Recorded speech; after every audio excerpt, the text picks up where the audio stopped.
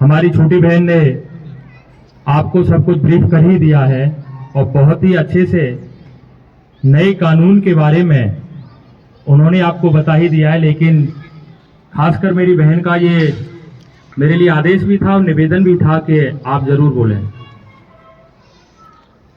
Madam ने बताया था आपको कि जो आईपीसी और सीआरपीसी थे को बीएनएस और बीएनएसएस कर दिया है। तो मैं बस आपसे पूछूंगा कि कोई बच्चा बता सकता है कि आईपीसी और सीआरपीसी में क्या अंतर था? कोई भी अगर जानकारी हो।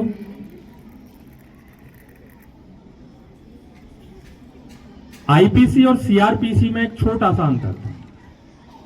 आईपीसी हमें यह बताती थी, जो आईपीसी कानून था वो यह बताता है हमें कि कोई व्यक्ति कोई भी घटना करता है वो आईपीसी के दायरे में अपराध है या नहीं है। और सीआरपीसी हमें यह बताती थी कि किसी व्यक्ति ने जो घटना की है उसे हम दंड कैसे दिलाएं, उसकी विधि बताती थी, उसकी प्रोसेस बताती थी। कानून के बारे में तो आपने काफी जानकारी कर ही ली। मैं कुछ बौद्धिक 2 मिनट बात करूंगा आपसे, उसके बाद इस कार्यक्रम का समापन होगा। अच्छा, कोई भी बच्चा बताए कि इस संसार में सबसे तेज कौन चलता है?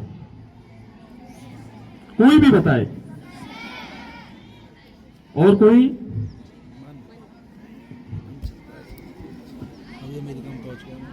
मन। सबसे तेज अगर कोई चलता है तो मन चलता है। अभी हम यहां हैं, थोड़ी देर बाद रसोई में मन पहुंच गया कि माँ ने क्या बनाया होगा। थोड़ी देर बाद मन दोस्त के पास पहुंच गया, थोड़ी देर बाद कहीं दूसरी जगह पहुंच जाएगा। तो मन को नापने के लिए कोई इकाई नहीं बनी हुई है। सबसे तेज मन चलता है। और हम जिस अवस्था में हैं इस समय हमें कंट्रोल किसे करना है? मन को ही। हमें मन को रोकना है। हमारे गुरुजन जब आपको होमवर्क देते होंगे, जब आप पढ़ने बैठते होंगे तो आप थोड़ी देर तो काम करते होंगे, उसके बाद आपका मन रसोई की तरफ भागता होगा। फिर आपका मन फेसबुक की तरफ भागता होगा कि जो अभी मैंने एक सेल्फी ली थी और वो इंस्टाग्राम पर डाली थी, देखूं उस पर कितने लाइक आए। थोड़ी देर बाद हम व्हाट्सएप को चेक करते होंगे। तो मन को रोकने के लिए हमें करना क्या है? अच्छा, आपने किसी ने मैग्नीफाइंग ग्लास का नाम सुना है? उस ग्लास का क्या काम होता है बताओ?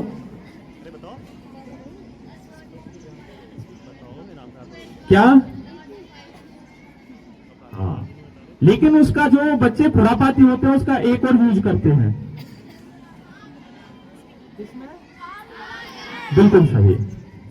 जो मैग्नीफाइंग ग्लास होता है, अगर उसे सूर्य की किरण के सामने रखा जाए और मान लीजिए ये मैग्नीफाइंग ग्लास है और सूर्य की किरण के सामने किसी पेपर पर अगर मैं इसे रखता हूं, कितनी देर में पेपर में आग लग जाएगी?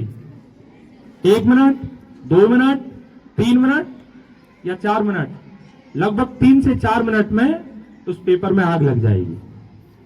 हमारे गांव में एक चाचा थे, वो तो अपनी बीड़ी भी जला लिया कर लेते थे उसी से, तो उसके कई उपयोग कर लेते थे। तो जो मैग्नीफाइंग ग्लास है, अगर उसी गिलास को हम उस पेपर के आसपास हिलाते रहे, डुलाते रहे, क्या पेपर में आग लगेगी? क्या नहीं लगेगी? क्यों नहीं लगेगी?